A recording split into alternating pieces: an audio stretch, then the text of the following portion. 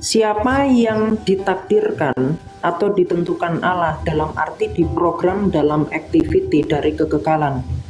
Jika itu ciptaan, maka ada permasalahan besar yang tidak akan terselesaikan atas kehendak manusiawi Kristus. Sebab materi dikenakan oleh sabda Allah juga mengkomunikasikan kehendak yang jika itu sudah ditetapkan sejak awal, maka yang terjadi bahwa Allah mentakdirkan dirinya sendiri, dan ini adalah suatu keabsurdan teologis. Kata kiamat bahwa jika Allah menakdirkan atau menentukan dirinya sendiri berarti keabsurdan teologis. Padahal banyak nubuatan dalam Alkitab yang menjanjikan atau menentukan kedatangan Yesus Kristus. Apakah itu bukan Allah menentukan dirinya sendiri? Sebab Yesus Kristus itu bukan saja manusia, tapi dia juga Allah, sepenuhnya manusia, sepenuhnya Allah. Kiamat berkata, ini keabsurdan teologis. Padahal Alkitab berkata sebaliknya. Kita mau ikut kiamat atau ikut Alkitab? Bahwa Yesus Kristus sudah ditentukan menjadi penebus manusia dari dosa sebelum dunia dijadikan. 1 Petrus 1 ayat 18-20 kita baca. Sebab kamu tahu bahwa kamu telah ditebus dari cara hidupmu yang sia-sia, yang kamu warisi dari nenek moyangmu.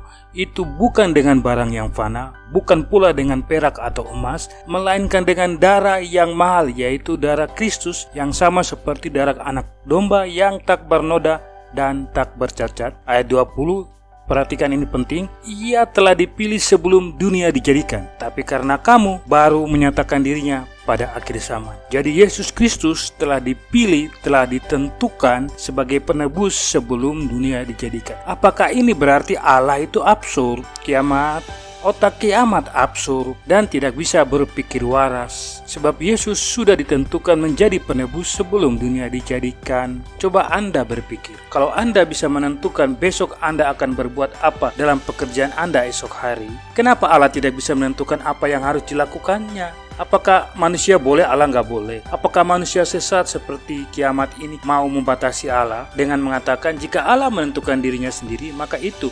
keabsurdan teologi. Pangkatmu iki opo kiamat kate batasi Gusti Allah? Kiamat ini sesat, cacat logika, dan mohon maaf, cara berpikirnya sangat terbelakang. Inilah contoh cara berpikir sesat yang muncul di media sosial akhir-akhir ini. Kiamat adalah kaki tangan iblis yang mengadakan penyesatan seperti kata firman Tuhan. Sekiranya mungkin mereka menyesatkan orang-orang pilihan juga. Matius 24 ayat 24. Namun percayalah saudara, jika Tuhan telah memilih kita untuk dikuduskan sebelum dunia dijadikan seperti tertulis dalam Efesus 1 ayat 4 dan 5, kita baca ayatnya.